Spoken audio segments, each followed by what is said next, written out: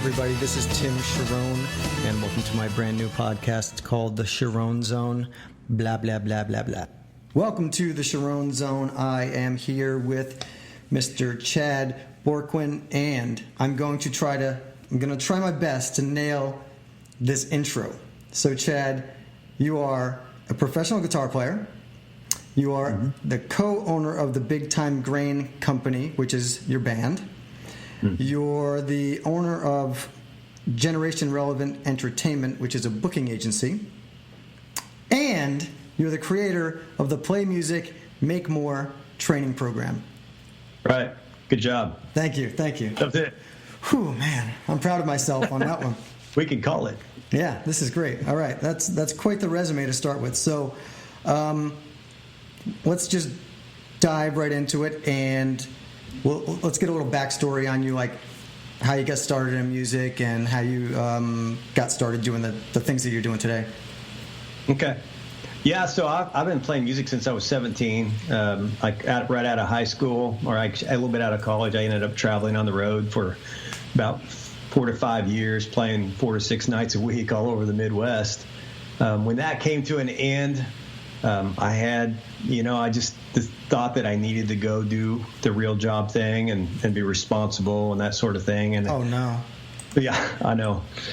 Big mistake, but in the process, I learned a ton of stuff because I went to work for the agency that was booking us at the time. So that's where I learned that was smart. how to be an entertainment agent. Did that for about 5 years, and I sold vitamins for about 5 years, and then I had an advertising company for 5 years. And then about that time, I was fed up of all the backup plans that I'd been doing for 15 years. And, man, I was just sitting in my studio and just like I'd hit my end. First of all, my advertising company was sinking because it was after the '08 crash, and it was not doing well anyway. I thought, man, if I'm going to go down, I'm going to go down doing something I love doing. That is exactly what happened to me. I literally lost everything that I had in that crash. And that's when I decided, well, my life is kind of a disaster, and I'm literally having to start my life over. So I'm going to be stubborn, and now I'm going to do what I really want to do. Yeah. Well, it's worked out for you. Yeah. So you went through basically, at the same time you went through a big life change, and then you started with what from there? Well, we had already started the Big Time Grain Company. Okay. A little before that. So, because I didn't make the call right at '08. I mean, I died a slow death in that advertising company. But so we'd started this, and my brother is my partner in this, and we just took what we did is we took everything that had done wrong in all these other bands and learned from, and said, we're going to start this completely the right way that we know how to start it. Yeah. And so that came down from the marketing material to how we presented ourselves, to the people we got involved. I mean, all that. We just said we're going to, if we could start this exactly the right way, let's get as close as we can to that as possible. And we ended up booking, like, on pure image alone, we booked 5 gigs for higher money than a rock band I'd been playing in for like 15 years before, without anybody even hearing us. Wow. So, you just exploded a few thousand people's heads right now that are listening to this because you said the word image, and and you booked right from that, and people are just like going to be like, what? No. Yeah. So that's a great lesson right there. Now we had to actually pull it off when we got to the gig, yes, definitely. Or it would have been over. Or that would have been your only 5 gigs. Right. Yeah. So that was the start. But even though we had been doing music for years, we became even bigger students of our craft after we started this band. Both my brother and I went back and started taking more, like he took 2 or 3 years of vocal lessons. I took 2 or 3 years of vocal lessons. I went back into the guitar woodshed for like 3 to 4 hours a day. I mean, here I've been playing my whole life. Yeah. But I'm like, if I'm going to do this, I got to do it like I mean it. Well, that's what it takes, I mean, I do the same thing. I rehearse way more now than I used to, because I used to be playing solo acoustic shows all the time. So that was kind of my rehearsal. But now I don't. I'm doing all band stuff. So I'll sit in my room and just play songs so that when I go and play with my band, so I rehearse by myself more now than I ever have, and I put way more hours into my music business than I ever have now. I mean, it's all day, every day now. Yeah. Well, hence all the national shows you got, Yes, exactly. Yeah. So, I'm actually right now, I'm in the middle of getting ready for, we've got a huge one this weekend opening for Parmalee. And, that'd be cool. Yeah, I'm just going over the set list, and I called in advance the show today and did all those really fun, exciting things that you do in the music business that nobody gets to see. But at the end of the day, it ends up leading to really fun and exciting stuff. So, well, cool. So, what's been your, say, like one of your, maybe a big break or like a defining moment, or one of those moments in your career where you're like, whoa, this is pretty amazing. How did I get here? Yeah. Well, so we get asked the question, what's the most memorable show you've ever played? Mm-hmm. A lot, which is kind of what you're asking here. Yeah.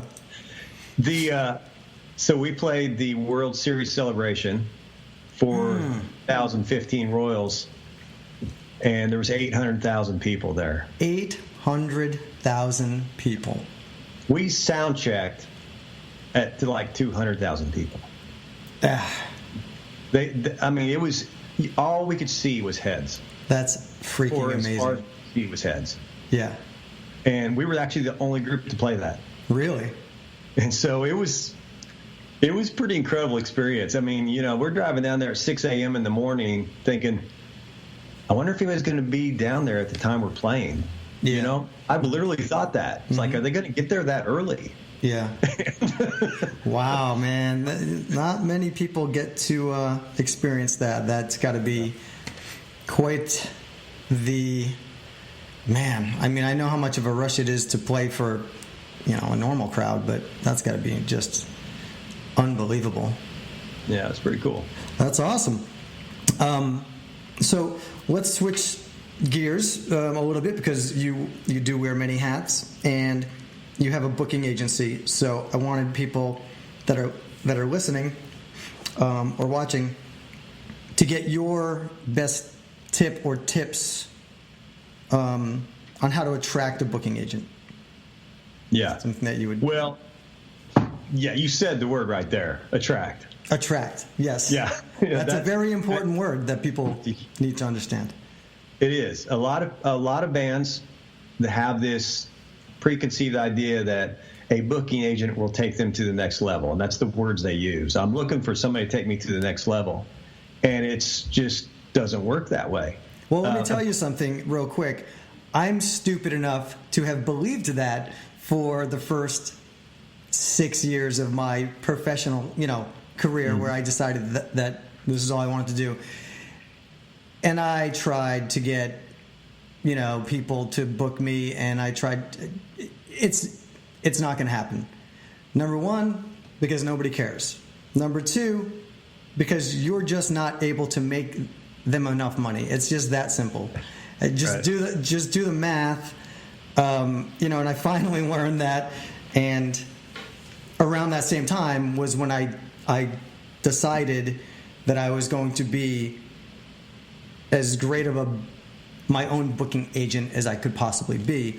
And I decided that because I finally realized, it dawned on me one day. I actually read a book by Stephen Chandler, and it was probably the 7th time I read the book, and this one passage just finally hit me, and I realized either I need to become a great booking agent for myself, or I need to just give up. It was that simple. Because I went through those years where I was like, I just need a booking agent. I just need a booking agent. And the numbers don't make any sense. So, well, and no agent or anybody is going to care about your career as much as you are, which is what you figured out, Exactly. Well put. So as an agent, though, I got out of that, when I went into the vitamins and the advertising and all that. Mm-hmm. But I actually fell back into being an agent because a friend of a friend brought a friend to a New Year's Eve party, and they needed help booking something for a shopping center. Mm-hmm. And that one little thing there has led to me repping like 5 of the largest shopping centers in Kansas City for all their entertainment. And it happened through relationships over time. But what it really did was, so these bands in town all want to play these shopping centers, or a lot of them do. And so they would call into these shopping centers wanting to know how they get booked, and they would reroute these calls right to me. Oh, first time it happened, I didn't even know it was going to happen. I got like 50 calls in 2 days from bands. Wow. Because I'd just taken over the account, and these bands, some of them were like rude, saying, I've been playing this thing for 13 years. You better keep me on. That type of posture. Wow. like, wow. I mean, I learned how to build a website in like 48 hours so that I could redirect them to the website and quit taking these calls. Yeah. Anyway, I heard some of the worst pitches I've ever heard in my life. And then some of them were all right. Some of them were good. But do tell some of the bad ones. Let's hear it. The worst one is the rite of passage one. Yeah, I've been playing here for 20 years, so you better keep booking me. Yeah. Yeah. But on the top of the list with that is when the continual reasons I should book them. In other words, I mean, I couldn't even get off the phone with some of them because they wouldn't take a breath. They would just keep going and going and going.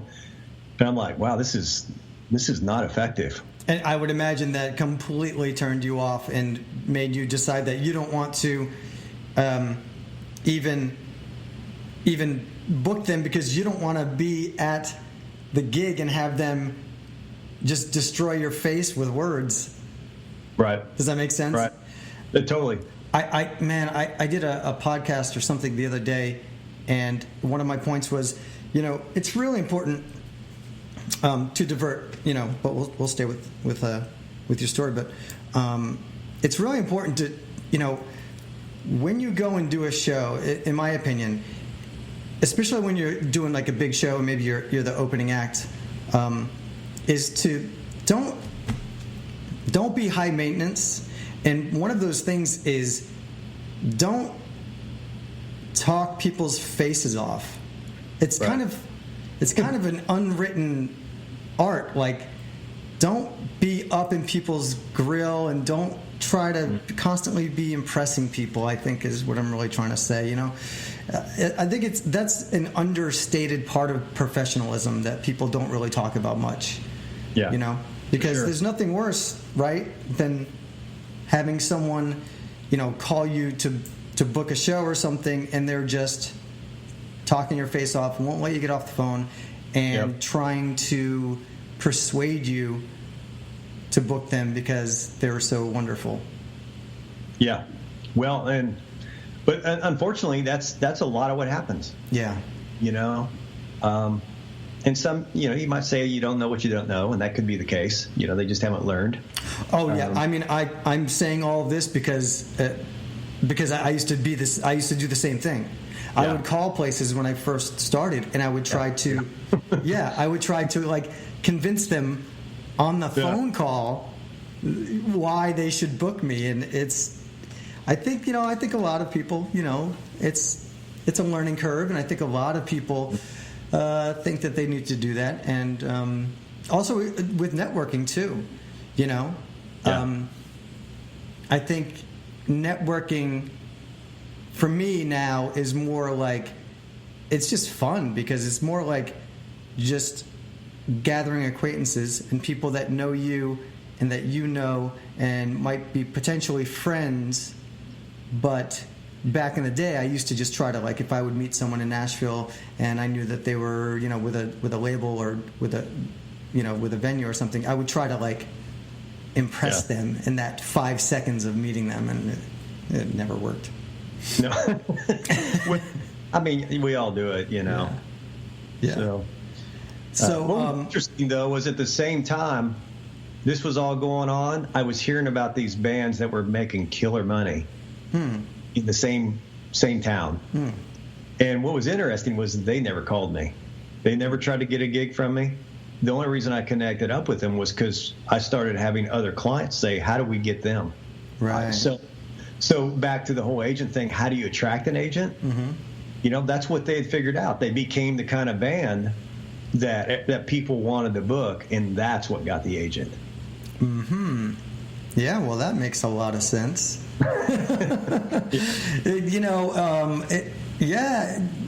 It really ends up being your product. What is your product? What is your end product? And, not only, of course, how good your band is, but how people respond to the band live, your performance. Do people come? Do people come depending on where it is? Do people buy tickets? Do you put butts in the seats? Or if they're not ticketed shows, do people come and buy drinks or whatever?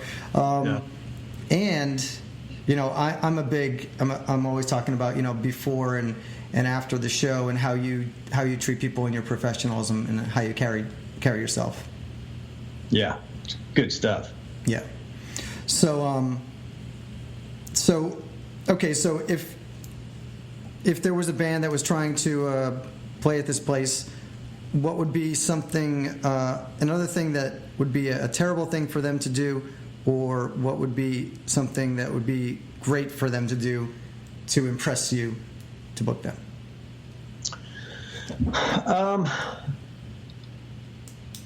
You're talking about if they called me? Yeah.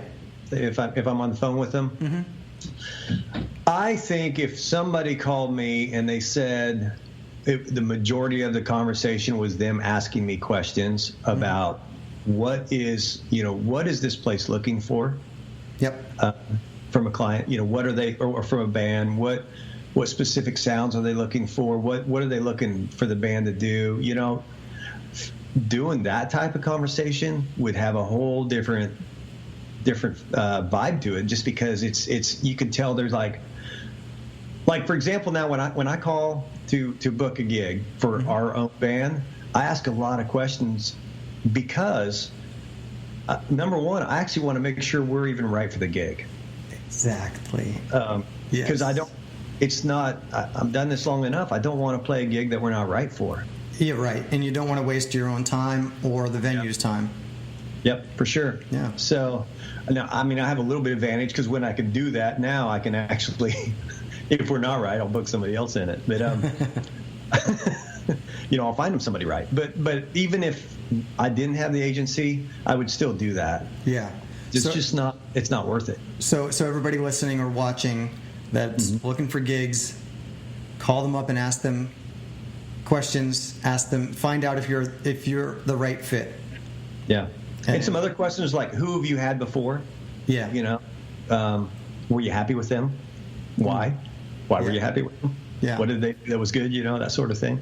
Yeah. Market research, right? Yep. All right. Awesome. Excellent. So we're going to switch over to something similar. So I always ask people this question: what is maybe a big mistake that you made in your career, or something that you would tell your younger self that you wish you had known back then that you know now with all of your experience? Yeah, so it's kind of along the lines of what we're talking about, but I think my biggest mistake was I remember specific times in my career of thinking if I just talked to enough people, I could move this thing forward. As opposed to, I'm going to quit worried about talking to so many people, and I'm just going to become the kind of product that will move it forward. I want to become so good at it. And the ironic thing is, that's the fun part anyway. Right. It's so wrapped up in this other part that we actually lose the fun part of it. Yeah. And, So you decided to be more aggressive and go on offense with your product, so to speak. Yeah. And that's that's my guitar playing. That's my that's finding a coach to help me personally grow. Mm-hmm. There was things that I needed to work out personally. My brother and I have had a coach now for us that we meet with every week for almost 6 years now. Wow. And there's I could probably credit him to a few times of keeping us together. Oh wow. So just because we were working through some stuff, now we're as solid as we can be and we're partners in everything we do now. Yeah. So but that was growing myself was equally as important as growing my guitar playing. Yeah, I really believe that mentors, coaches are invaluable, because people that have been there before, and they can give you a bit of an outside perspective as well. Is like I said, I think it's invaluable. That's amazing that you've done that. So I guess we'll kind of wrap up with any other advice that you'd have for any up and coming bands, singers, musicians that want to be doing what you're doing, and playing all these shows, and playing for, what was it, 200,000 people. It was 8, but God damn, it was 800,000 people. Yeah. Yeah, they had to cancel school that day because nobody was coming in. I mean, the teachers, they couldn't get subs, nothing. So they just shut schools down in all of Kansas City. Wow, that's incredible. Yeah. So yeah, any advice or tips that you could give to all of us, so that someday I can play a show like that? That's just a dream come true. Yeah, I think knowing your why first, knowing why you're actually doing what you're doing, mm-hmm. is probably the number one thing, and then beyond that, become a student of every part of it that can play into that. We've bought multiple training programs ourselves. Yeah. And I'm sure we're not done. Yeah. Anytime we want to learn something new, we'll go get a program. And it just, the information is so out there to do whatever you want to do. You just have to want to learn it. Mm-hmm. And they need to buy your program for sure. Right. Yeah. No. Definitely. I mean, who doesn't want to open up for all these national acts? I mean, it's fun to do that. So. No, man. Yeah. I mean, yes, it is absolutely the greatest thing in the world. And I tell people I've wanted to do this. I've wanted to literally do exactly what I'm doing now since I was in 5th grade, and I still, when I play a show, it is greater than any drug I could imagine. I don't really do drugs, and maybe that's why, because nothing compares for me to performing music in front of a crowd. That's the ultimate thing. It's the ultimate high, and that's why I kind of get crazy telling people how important this is. If that's like your dream, and if it's it's been my dream since I was a little kid. It's all I've ever wanted to do, and if the payoff is that unbelievably amazing, then you absolutely have to invest in yourself and put in the time, money, work, effort to get the payoff to do this stuff, because if that's why you're doing it, right? Mm-hmm. I mean, if you have a big enough why like that, like you love the actual art of what you're pushing so much with every cell of your being, then you need to invest your life into being a student of the game so that you can get there, because it's way more worth it than I even thought it would be. Yeah, for sure. We do these one of the other things we do is these keynote concerts in high schools and middle schools. Yeah. Tell us about that. It's called the Dream Big Series, and we go into the full blown concert, PA production, whole deal. But the gist of what we're trying to accomplish in there is figure out what your zone of genius is. What is that thing that when you do it, time completely disappears to the point that you just, like, where did those 3 or 4 hours go? Because you were having so much fun. Yes. And once you figure out what that is, then figure out how to get paid for it. Yes. So that's how you spend your life. Amen. I literally have goosebumps right now. I'm wearing a jacket, but I have goosebumps. Awesome. I 100%, a million percent agree with you. I couldn't have said it better than that. But yes, your zone of genius. I love that. Really, really, I always tell people, really, really think about what makes you happy.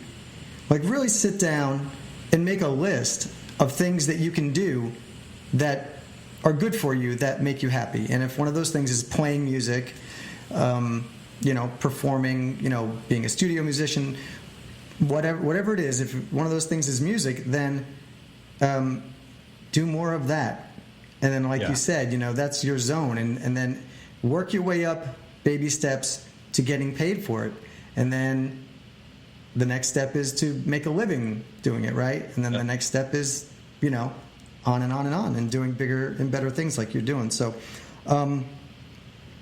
that's really, really amazing that you're doing that, and doing the keynote speeches and all that stuff. I love it. Very impressive. And it's such an amazing win-win, because then you're affecting people in a positive way with the keynote as well, and playing music. I mean,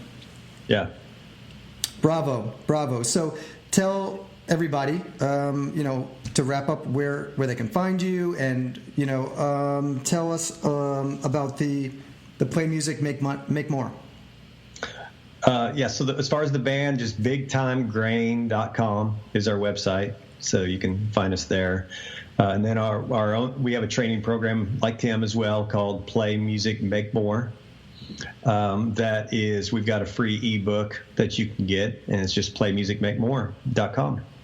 Awesome. All right. Well, thank you, Chad. I really appreciate it. I think, this is going to help a lot of people, and congratulations for everything that you're doing, and everybody definitely check out go grab that free ebook. And what was the URL one more time? Play Music Make More. So you just go to playmusicmakemore.com, and you can get the free book right there. Man, I appreciate this, Tim. Hey, my pleasure. Thanks for being on. Yep.